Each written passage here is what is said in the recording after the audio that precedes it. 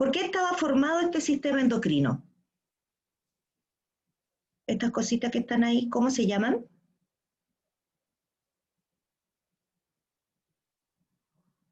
Las que producen hormonas, ¿cómo se llaman? Glándulas. Muy bien. ¿Glándulas de qué tipo? Endocrinas, pues chiquillos. Glándulas endocrinas, ¿ya? Entonces nosotros estábamos trabajando con sistema endocrino, que es el sistema que se encarga de regular las funciones vitales del organismo, todas, a partir de las llamadas hormonas, donde hormona habíamos dicho que era un regulador, ¿cierto? Ahora, ¿de quién nos vamos a encargar hoy día? De nuestra glándula principal. ¿Cuál es nuestra glándula principal? Está aquí, la hipófisis. Y acá yo le puse una fotografía de un TAC, de un escáner de la hipófisis para que ustedes la vean ahí, que es una estructura muy pequeña que está ubicada, ¿no es cierto?, al lado del tallo encefálico, ahí muy chiquitita, ¿no es cierto?, en la región posterior del cráneo, y que se conecta directamente con nuestro amigo que es el hipotálamo. Por lo tanto, el hipotálamo y la hipófisis funcionan juntos. A través de este tallo hipofisiario se comunican los dos. O sea, son vecinos y además se comunican a través de este tallo hipofisiario. Acá atrásito está el cerebelo, ustedes lo pueden ver, la protuberancia o el puente y la médula espinal que está acá. Entonces nuestra hipófisis está en la base del cráneo, muy cerquita del tallo encefálico, y se comunica con nuestro amigo el hipotálamo, que es sumamente importante, porque este hipotálamo, chiquillo, regula o manda a la hipófisis para que ella pueda hacer su trabajo, ¿sí? Ahora, en este caso, si se rompe la unión hipotálamo-hipofisiaria, obviamente la hipófisis queda sin control y se generan problemas severos de salud que pueden provocar incluso hasta la muerte de la persona que sufre la anomalía. Por ejemplo, un tumor o un cáncer en esta área sería una condena de muerte, si lo quieren poner así, para la persona que sufre esa afección. Ahora, ¿por qué? Porque la hipófisis es una estructura muy pequeña, es como del porte de un porotito o de un guisante, como le dicen en los libros de repente. Entonces, como es una estructura muy pequeña, cualquier cosa que se aloje aquí al lado de ella o sobre ella la va a dañar y obviamente nosotros vamos a tener una descompensación hormonal, ¿ya? Pero esos son eventos muy extraños, no es una generalidad, es uno cada 10 millones, así que no es algo que podamos nosotros decir que ocurre diariamente o continuamente. Entonces aquí tenemos el eje hipotálamo-hipofisiario. Acuérdense de este sujeto. El hipotálamo, chiquillos, para nosotros es súper importante porque regula un montón de procesos como la ingesta de agua, la eliminación de orina, la temperatura corporal, algunas emociones también, emociones básicas como la rabia, la ira, el miedo, el placer, etc. Pero además de esas funciones nerviosas, ¿no es cierto?, también tiene que ver con que controla a la hipófisis a través de los factores liberadores que están acá, las hormonas liberadoras. Entonces, ¿cómo hace este hipotálamo ese control? Lo hace a través de un proceso que habíamos nombrado en la clase anterior que se llama el feedback. ¿Qué es el feedback? El feedback es lo que se conoce como retroalimentación también. Entonces, ¿qué es lo que hace el hipotálamo? El hipotálamo va a estimular, ¿no es cierto?, a la hipófisis a través de la hormona liberadora. Entonces le dice, ¿sabes qué? Necesitamos tal hormona hipófisis, tú la tienes que producir, y la hipófisis va a liberar esta hormona trófica, que puede ser de varios tipos, ya las vamos a ver, y esta hormona trófica entonces va a ir a actuar al órgano blanco, que puede ser la tiroides, las gónadas, las suprarrenales, y este órgano blanco entonces va a producir gran cantidad de hormona. Entonces, cuando hay mucha hormona generada por el órgano blanco, esta hormona va y le avisa al hipotálamo, oye, sabéis que hay mucha hormona, así que hay que reducir esa producción, y el hipotálamo le manda un factor inhibidor, o sea, que controla que la hipófisis siga liberando esa hormona trófica y le dice, sabes que ya no necesitamos más esa hormona trófica, así que no la produzcas más. Y la hipófisis deja de producir esa hormona y el órgano blanco deja de recibir el estímulo. Hasta, ¿no es cierto?, que se produce una carencia de la hormona, entonces este órgano le dice lo contrario. Oye, hipotálamo, ¿sabes qué? No tenemos la hormona, así que dile a la hipófisis que genere la hormona trófica para poder producir yo la hormona que necesitamos. ¿Ya? Ahora, la mayoría de las funciones vitales que nosotros realizamos, como por ejemplo producir calor, hoy día que hace frío, ¿no es cierto?, nuestro cuerpo necesita producir más calor, son regulados a través de este sistema de feedback o de retroalimentación. El hipotálamo estimula a la hipófisis con su hormona liberadora, la hipófisis va a producir su hormona trófica, la hormona trófica va a actuar en el órgano blanco, en este caso si yo tengo frío va a ser la tiroide va a generar una hormona que se llama tiroxina para quemar glucosa, y mientras la tiroxina quema la glucosa, nosotros generamos calor. Hasta que alcanzamos la temperatura necesaria, ¿no es cierto? Y ahí le dice al hipotálamo, ya no necesito más calor, por lo tanto el hipotálamo inhibe a la hipófisis y la hipófisis deja de actuar sobre la glándula que está estimulando. ¿Ya? Entonces, ese sistema de regulación, chiquillos, es sumamente importante porque, por ejemplo, la función reproductora humana está regulada con un sistema similar, con un sistema de retroalimentación, ¿ya? Los ciclos menstruales de la mujer, sobre todo, están regulados por este sistema de retroalimentación. Cuando estamos embarazadas también. No así en el varón, ¿no es cierto?, no tiene hormonas liberadoras en su ciclo reproductor. O sea, el hombre, una vez que empieza su edad reproductiva, que es por ahí por los 10 años, este sistema para ellos se hace continuo, no tienen retroalimentación. Las mujeres sí, pues las mujeres sí tenemos retroalimentación porque tenemos un ciclo menstrual regulado netamente por hormonas. De aquí que nosotros podemos tener hijos hasta que nos llega la menopausia. Cuando llega la menopausia se corta este sistema de retroalimentación. En cambio, como los hombres no tienen sistema de retroalimentación, ellos no sufren de menopausia, y un hombre en buenas condiciones físicas y emocionales y intelectuales puede tener hijos hasta los 60, 70.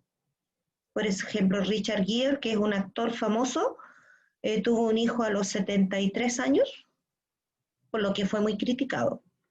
Pero bueno, eso para que nada más lo ubiquen. Entonces, el hipotálamo va a controlar a la hipófisis a través de esta hormona liberadora, y la hipófisis va a ser estimulada para generar estas hormonas tróficas que van a actuar en órganos determinados. Y una vez que el órgano determinado produce la hormona, le avisa al hipotálamo que ya no la necesita, por lo tanto, el hipotálamo inhibe a la hipófisis y a su vez la hipófisis deja de producir esa hormona trófica para que ese órgano blanco no genere la hormona que estaba produciendo. ¿Ya? ¿Alguna duda en eso, chicos? ¿Preguntas? ¿No? ¿Seguro? Ya. Veamos. Entonces nosotros estamos hablando de esta señorita que está acá, que es la hipófisis, ¿cierto? Ahora, esta hipófisis, como ustedes pueden ver, es muy chiquitita, ahí está, y ahí arribita está nuestro amigo el hipotálamo. Entonces el hipotálamo está ahí, ese tallito es el tallo hipotalámico hipofisiario que regula la hipófisis. Entonces nuestra hipófisis, chiquillos, como habíamos visto en la clase anterior, está formada por dos segmentos, una parte anterior o la parte de adelante y una parte posterior, que es la parte que está atrás. La parte anterior o la de adelante se llama adenohipófisis y la parte de atrás se llama neurohipófisis. Ahora, ¿cuál es la diferencia entre una y otra? Que la adenohipófisis produce sus propias hormonas y la neurohipófisis almacena hormonas que vienen del hipotálamo. Entonces el hipotálamo libera algunas hormonas que se almacenan ahí en la neurohipófisis. En cambio, la adenohipófisis que está adelante, ¿no es cierto?, es la que produce las hormonas tróficas. Y acá podemos ver nosotros en relación el tamaño que tiene la hipófisis en relación al resto, ¿no es cierto?, del encéfalo. Ahí está el cerebro, ¿no es cierto? Ahí está el cerebelo, miren, es mucho más pequeño que el cerebelo. Y acá está, ¿no es cierto?, el tallo encefálico, miren ahí está la médula espinal, acá abajito. Por lo tanto, nuestra hipófisis está bien protegida ahí en un huesito del cráneo que se llama la silla turca. Por lo tanto, que uno se vaya a dañar la hipófisis por un golpe, por ejemplo, en el cráneo es muy poco probable. Ya tendría que ser un golpe muy exuberante. Entonces, ¿qué hormona secreta? O sea, secretar significa producir. ¿Qué hormona secreta la hipófisis? Vamos a tener aquí, chiquillos, estos nombres no los inventé yo, así que no se enojen conmigo, ¿ya? La adenohipófisis va a secretar hormonas importantes, por ejemplo, la hormona del crecimiento, ¿ya? Ahora, la abreviación, chiquillos, viene por su nombre en inglés, GH, ¿ya? Entonces, la hormona del crecimiento es producida por la adenohipófisis y va a actuar en las personas, ¿no es cierto? Obviamente responsable de que nosotros podamos crecer, pero también dicen que es la hormona que tiene que ver con el estado de juventud de la persona. Una vez que nosotros ya alcanzamos nuestra estatura adecuada, ¿no es cierto? El 1,60 m, 70, 80, no sé cuánto vayamos a medir genéticamente hablando, ¿no es cierto? La adenohipófisis produce hormona del crecimiento, pero en menor cantidad. ¿Para qué? Para estimular la regeneración de los tejidos que se vayan envejeciendo o que se vayan dañando, ¿ya? La hormona tirotrófica, la TSH, la tirotrofina, actúa sobre la tiroides. Y la tiroides es la que estimula para que nosotros podamos hacer las actividades metabólicas del cuerpo. Por ejemplo, procesar la glucosa para producir calor, producir tiroxina para poder metabolizar la energía que consumimos, ¿ya? Por lo tanto, esta hormona tirotrofina, TSH, va a actuar sobre la tiroides.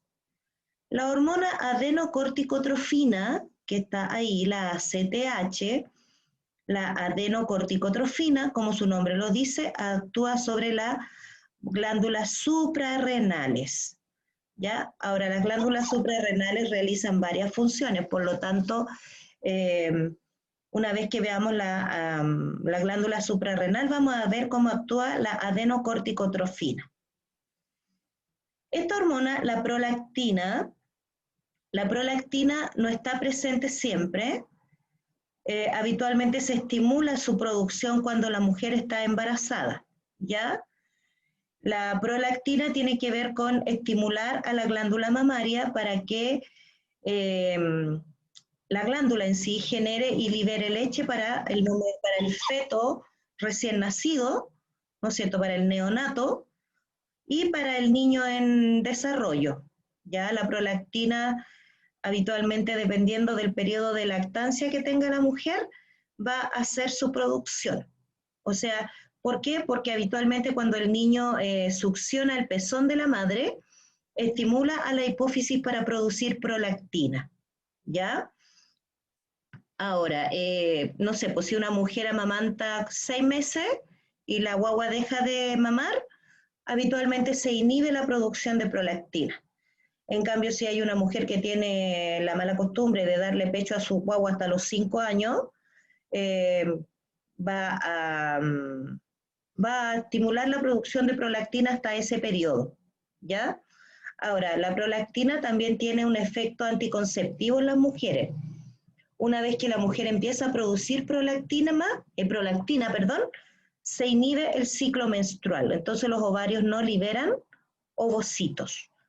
Claro que eso es en algunas mujeres, acuérdense que no todos somos iguales. Entonces hay algunas mujeres que incluso amamantando se quedan embarazadas al segundo o tercer mes de haber parido un hijo. Después tenemos estas dos hormonas, la hormona folículo estimulante y la luteinizante, donde estas dos hormonas, chiquillos, se llaman gonadotrofinas. Estas gonadotrofinas van a actuar perdón, sobre los ovarios en la mujer y sobre los testículos en el hombre.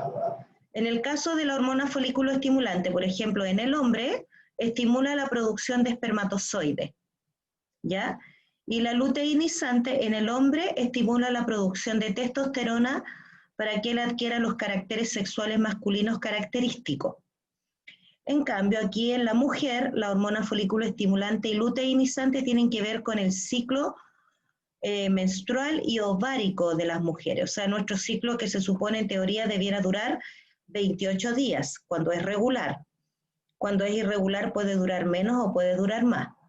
Entonces, la hormona folículo estimulante viene de una estructura que están aquí en el ovario que se llaman folículos. Entonces, esos folículos liberan un ovocito y una vez que liberan el ovocito empieza a actuar la hormona luteinizante para actuar sobre el ovario para que produzca progesterona. Si la mujer se embaraza, se mantiene la hormona luteinizante actuando sobre el ovario para que éste produzca progesterona y se conserve el embarazo. Y si la mujer no se embaraza,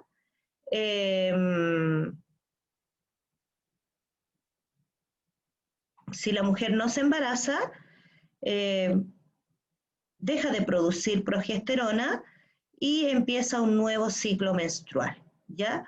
Así que cuando uno tiene duda de si está embarazada o no, porque el test de embarazo no fue muy claro, un examen de sangre te indica inmediatamente si estás embarazada o no, ¿ya? Porque ahí la presencia de altos niveles de progesterona se produce solamente cuando estamos embarazadas. Después tenemos en el lóbulo posterior, o sea, la parte de atrás de la neurohipófisis, almacena dos hormonas principalmente, almacena otras, pero estas son las más importantes para nosotros, perdón. La hormona antidiurética o ADH o vasopresina, es la misma hormona con 3 nombres distintos. Antidiurética, esta es la hormona que impide que hagamos pipí. Ya por eso se llama antidiurética, que es contrario, por ejemplo, a la cerveza, que es diurética. La cerveza nos hace hacer pipí, en cambio esta antidiurética impide que nosotros eliminemos orina por los riñones.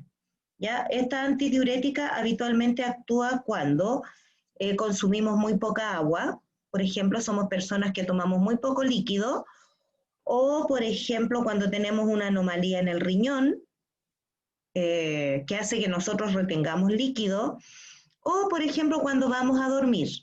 Cuando vamos a dormir, se estimula la producción de hormona antidiurética para que el riñón filtre menos orina y podamos dormir, no sé, pues 6, 7, 8 horas, depende de lo que cada uno duerma. Ahora, cuando apenas despertamos en la mañana, ¿no es cierto?, muy enojados, inmediatamente se empieza a inhibir la producción de hormona antidiurética y vamos al baño a hacer pipí con todo lo que hemos eliminado durante la noche. Entonces eliminamos lo que hay en la vejiga porque esta hormona ya no está presente. Después tenemos esta otra hormona, la oxitocina, que también es importante porque la oxitocina es la que estimula al útero para poder contraerse durante el parto. Entonces, una vez que llega a término el embarazo, la neurohipófisis libera la oxitocina, ¿para qué? Para que las caderas de la mujer se abran, se contraiga el útero y pueda expulsar al feto que está ahí, ¿ya?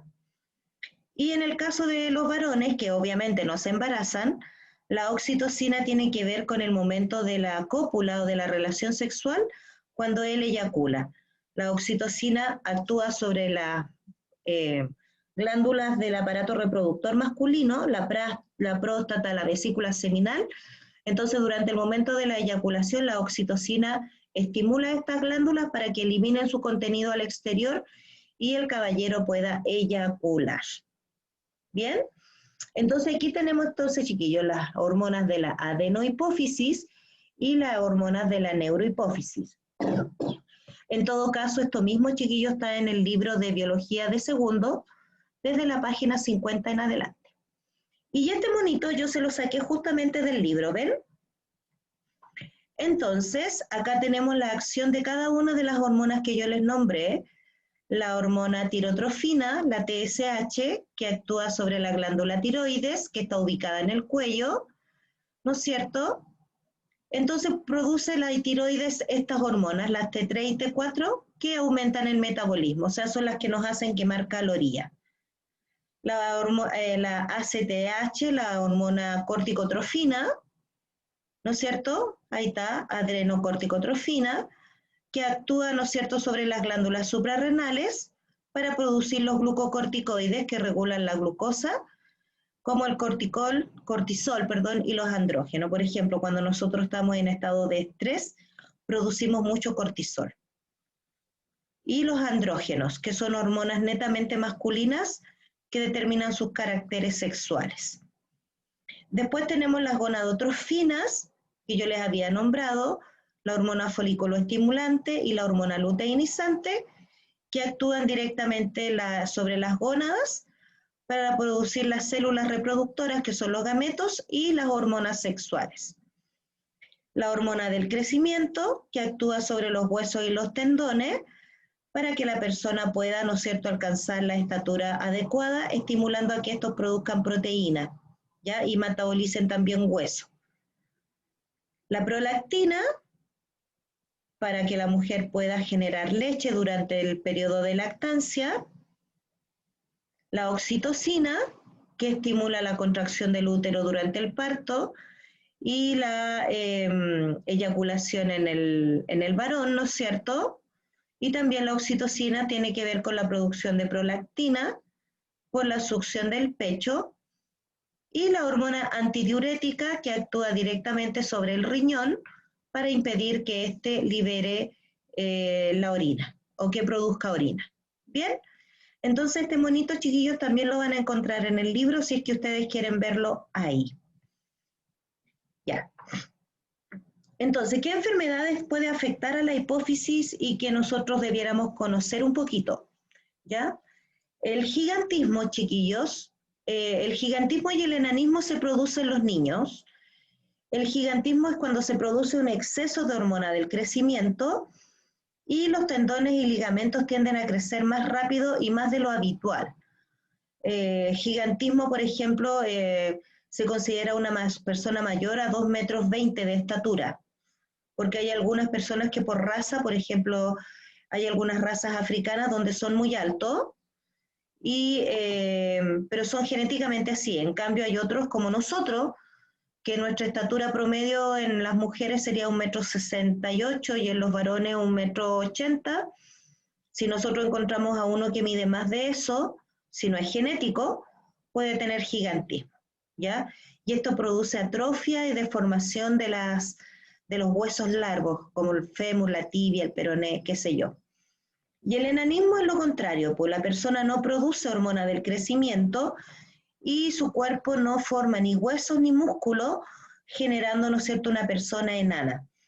Ahora, ¿qué partes de su cuerpo no crecen? Habitualmente, ¿no es cierto?, las extremidades superiores y las extremidades inferiores.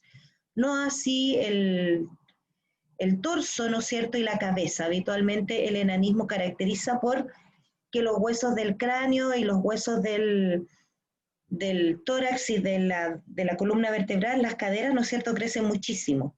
Pero los otros no, ni las piernas ni los brazos. Y la acromegalia, que sería una enfermedad que nos podría afectar a nosotros que ya, bueno, no a los hombres, pero sí a las mujeres y a los hombres cuando culminan su crecimiento, es cuando los adultos producimos mucha hormona del crecimiento y esto produce una deformación de los huesos de la cara, de las manos, de las caderas, de los omóplatos, etcétera, ¿ya? ¿Y han visto Shrek? Yo creo que todos conocen a Shrek. El personaje de Shrek fue basado en una persona que tenía acromegalia, para que ustedes se imaginen a los acromegálicos. Ya son personas de cara deforme, de cuerpo deforme también, pero es un proceso que se produce paulatinamente. Después tenemos esta enfermedad, el síndrome de Simmons, que es una enfermedad que afecta principalmente a los varones, que tiene que ver con que el hombre acumula exceso de grasa principalmente en la espalda, y le da una deformidad física y un color rojo característico de la cara. Después el síndrome de Froelich, que es una distrofia adiposo-genital, que es aquí, ¿no es cierto?, cuando la grasa tiende a acumularse en la zona genital, atrofiando los órganos reproductores. Y otra enfermedad que también se produce por enfermedades de la hipófisis es la diabetes insípida. Pero la diabetes insípida va asociada a una falla en la glándula suprarrenal que regula también los niveles de glucosa, ¿ya? Por lo tanto, aquí tenemos algunas enfermedades que seguramente algunas de ustedes no la conocían, que pueden afectar a la hipófisis en su función. Entonces aquí tenemos la tiroides, ¿no es cierto?, que la vimos en la clase pasada, y aquí tenemos que segrega una hormona que controla el metabolismo y el crecimiento, y aquí importante, chiquillos, que el organismo disponga de yodo para que la tiroides pueda funcionar. Ahora, el yodo viene en todos esos alimentos que habitualmente a nosotros no nos gustan mucho, las algas, las acelgas, el brócoli, ¿ya? Los pescados, los mariscos. Entonces, si yo no tengo una alimentación rica en yodo, no voy a poder producir esa hormona y me puede dar una enfermedad que se llama bocio. Y el bocio afecta a la tiroides, disminuyendo su metabolismo, y la persona que tiene bocio habitualmente come muy poco y tiende a engordar en exceso. ¿Ya? Entonces esta persona tiene que tener una alimentación rica en yodo, y por eso, como el bocio es una enfermedad endémica de Chile, significa que los chilenos somos muy buenos para sufrir de bocio.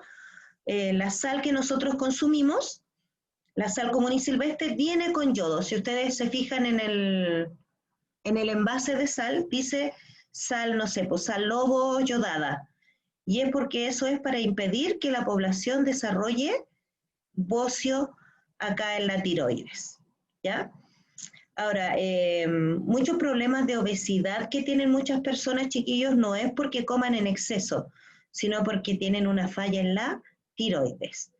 Ahora, ¿qué hormonas produce la tiroides? La T3, la T4 y la calcitonina, que regula el calcio que nosotros necesitamos también. Y esta otra glándula, la paratiroides, es muy importante para hombres y para mujeres, porque produce una hormona que se llama PTH o paratiroidea, y tiene que ver con la regulación de algunos elementos químicos importantes en el cuerpo, como son el calcio, el fósforo, el azufre, etc. Pero no es cierto, esta paratiroides está encima de la tiroides, acá están los lobulitos morados, y es muy importante porque tiene que ver con que podamos absorber los alimentos a través del intestino. O sea, habitualmente cuando hay una falla en la tiroides, una persona fácilmente puede sufrir de desnutrición. ¿Por qué?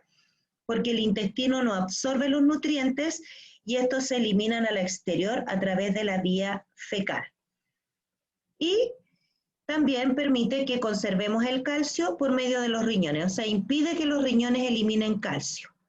Ahora, ¿por qué este calcio es tan importante? Porque sabemos, pues, forma los huesos, ¿no es cierto?, forma los dientes y además participa en la transmisión del impulso nervioso.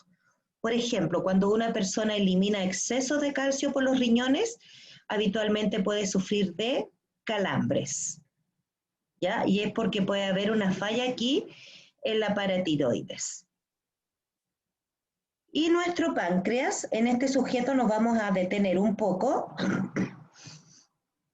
El páncreas que está aquí, miren, ustedes observen, acá está el estómago, aquí está el hígado, esta parte del estómago se llama duodeno, esta, ahí, en la primera porción del intestino delgado. Y acá, en este sector, entre el duodeno y el estómago, está el páncreas. O sea, si ustedes ponen la manito en mitad del estómago, bajo del diafragma, ahí está el diafragma, perdón, el páncreas. Ahora, Este páncreas está formado por unas celulitas especiales que se llaman los islotes de Langerhans. Ahora se llaman de esa manera porque el señor que los descubrió tenía el apellido Langerhans.